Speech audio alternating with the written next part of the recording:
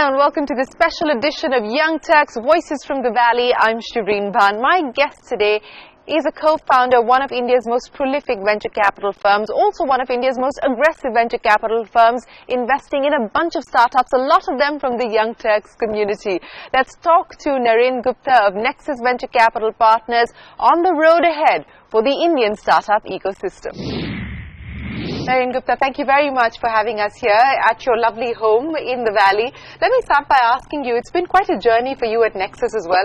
What, about 10 years now since you founded Nexus with your partners, about 60-odd companies that you've invested in, half a dozen odd exits.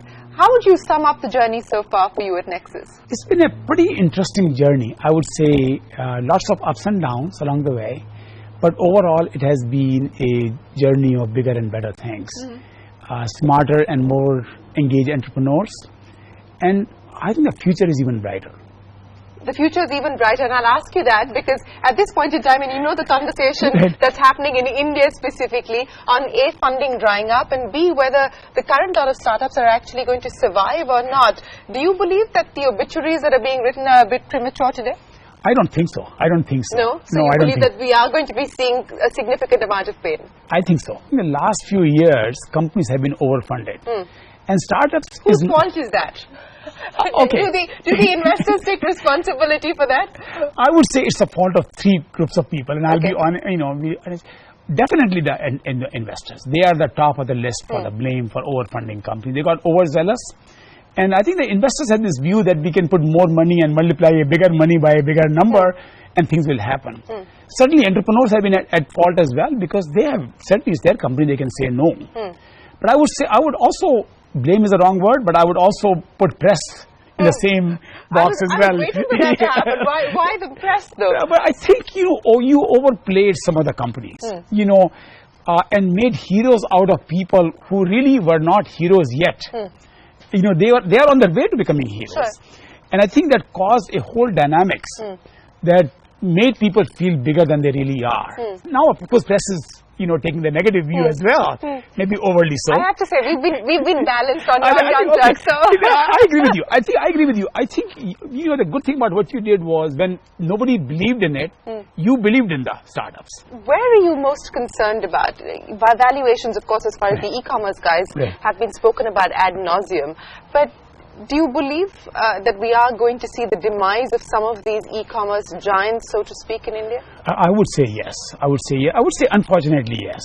You're invested in a few. We invested in a few, and we always think, all investors think, and our companies are better than other companies.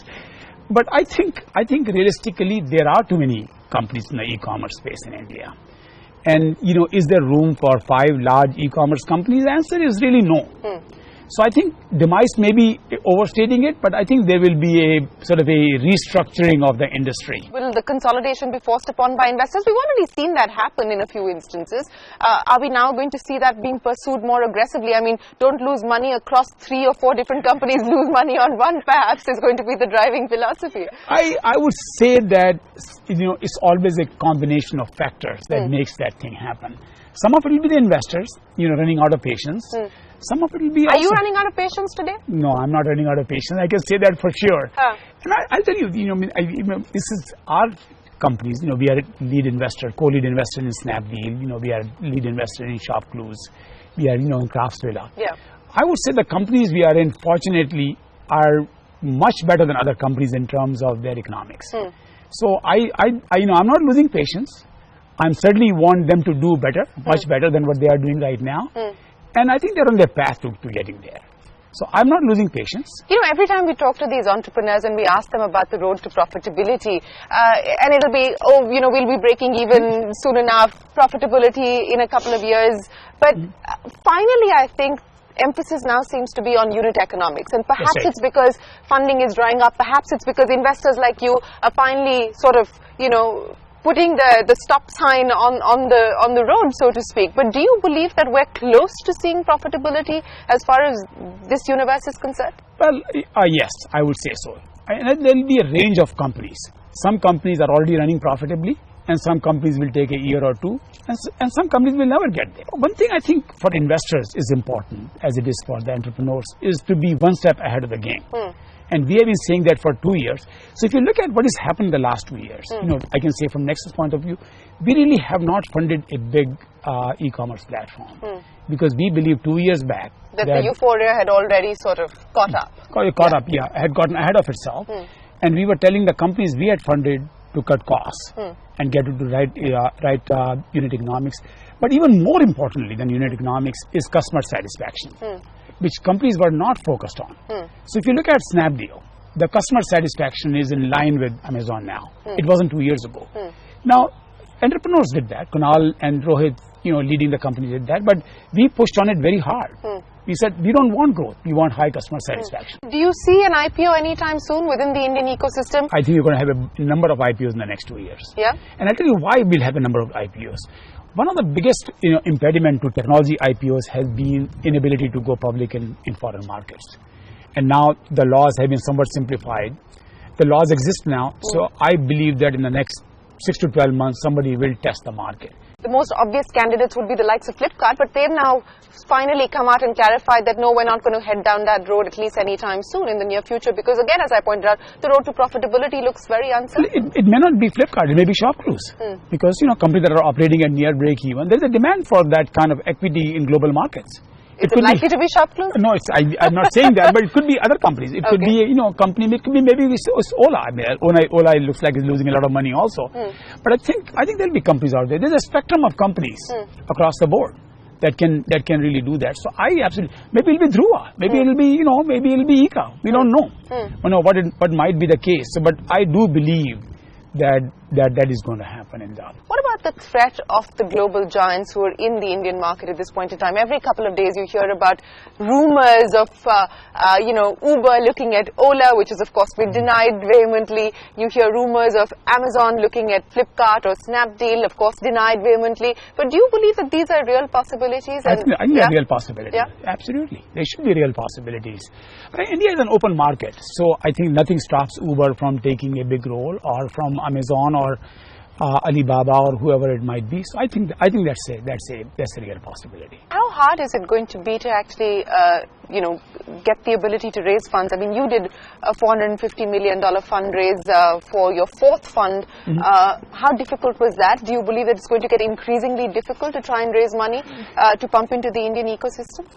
Well, I can say about us, and I don't know about others, is that we had no problem raising the funds. And I can say that it was, we could have raised $900 million. But you chose not to. We chose not to. I think we had to be responsible, not just with respect to our companies, but also with respect to our investors, that we don't take too much money in. I think it's going to be a situation of, like a tale of two cities. Some funds will be able to raise money very, very easily and very quickly, and some funds will potentially have a tough time. Your portfolio is focused on, retail, consumer tech, fintech. What is looking exciting to you in terms of the next wave of companies? I see the next wave is going to be global technology companies coming out of India. Companies that are globally competitive, that can globally hold. Any specific niches? The area that's going to be very important in India also is healthcare, technology-driven healthcare. And I think it's about healthcare. I tell people there are 4 Ds of healthcare from my point of view: drugs, devices, diagnostics, and delivery. Delivery, yeah. 4 Ds. And you would bet on delivery, I would imagine. The delivery is, if you look at the global spending, that's the majority of spending is in delivery actually. So clearly delivery can be dramatically improved. It's one of the most inefficient segments of the healthcare industry. But the key is that all of this will be sitting on the 5th D, which is data. Can you use data to improve delivery? Can you use data to come up with better drugs or faster? So I think that is where the whole ecosystem can revolve. Let me ask you about some of the misses, the companies that you would have liked to invest in but didn't. And I know that InMobi is one of them. Right. Of course, also seeing a fair amount of pain at this point in it's time, like everybody else. But, outside of that, what are the bets that you would have liked to make that you couldn't or didn't? Ola. Bhavesh came and talked with us at every round. We had a handshake with him on doing a deal at the seed stage. We walked away from it. Why? Well, we were concerned about regulations.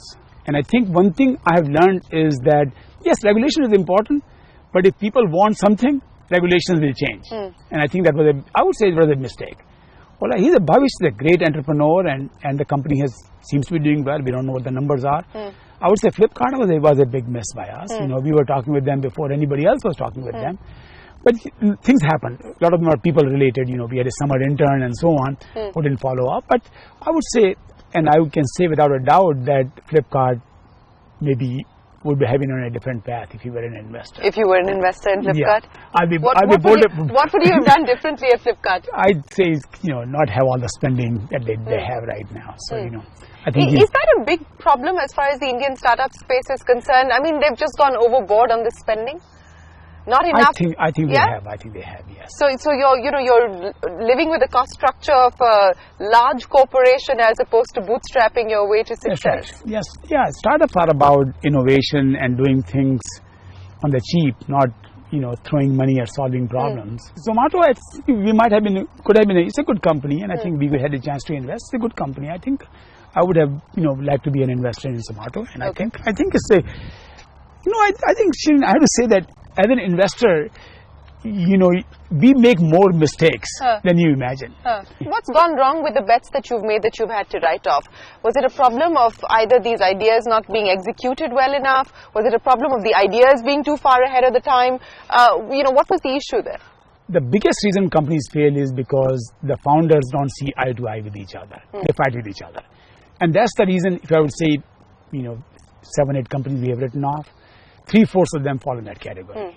At some point, the two entrepreneurs or three entrepreneurs did not agree with each other on how to move forward. And that is pretty much the end of the company. The other areas, the rest of it is related to market and technology. We were taking a bet on a far out technology. It really could not be made to work in a reasonable amount of time. And I think that's kind of the two, maybe say the major reasons for failure in companies.